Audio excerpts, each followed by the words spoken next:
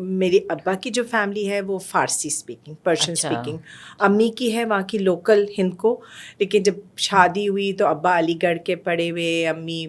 کنیڈ لاہور کی، اور وہ تو انہوں نے آپس میں کیا کہ ہم انگریزی اور اردو میں اپنے بچوں سے بات کریں گے. ان کو اس وقت یہ نہیں سمجھ آئی کہ کتنی زبانیں ہمیں سکھا سکتے تھے، مگر چلے خیر بہت اچھی تعلیم تربیت ہوئی. پھر وہیں رہی کیونکہ ابا میرے سول سروس میں تھے تو ان کی پوسٹنگ بھی ہوتی، آرمی میں تھے، تو جہاں جہاں گئے ہر جگہ سے سیکھا.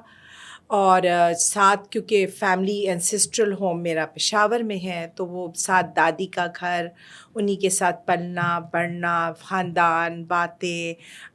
پھپھی چچی خالہ، جسے کہتے ہیں نا خاندانی زندگی بڑی اچھی گزری. اور بڑے جسے کہتے ہیں جب آپ کے الحمدللہ پڑھے لکھے والدین ہوں، جن کو سمجھ ہو، شعور ہو، تو وہ نہ صرف کہ تربیت سب کرتے ہیں، یہ نہیں کہتی کہ ہر ایک کا نہیں ہوتا، لیکن بابا کا خاص طور پہ ایک ایسا بیک گراؤنڈ تھا کہ AA علی گڑھ، تو وہ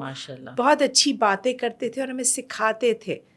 تو اس سے اور وہ بڑے زبردست طریقے سے بات کر سکتے تھے. تو اب مجھے لگتا ہے کہ میرے جینیٹکس میں ان کی وجہ سے یہ کچھ آ گیا ہے. بالکل بالکل. تو بس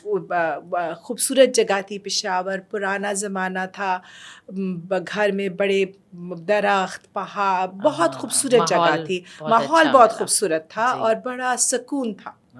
وہ اس والے پشاور کا. تو جب آپ کی عادت میں ایک آرٹسٹک پن ہو، آپ کو یہ چیزیں اچھی لگیں، پھر وہی آپ کو ماحول ملے،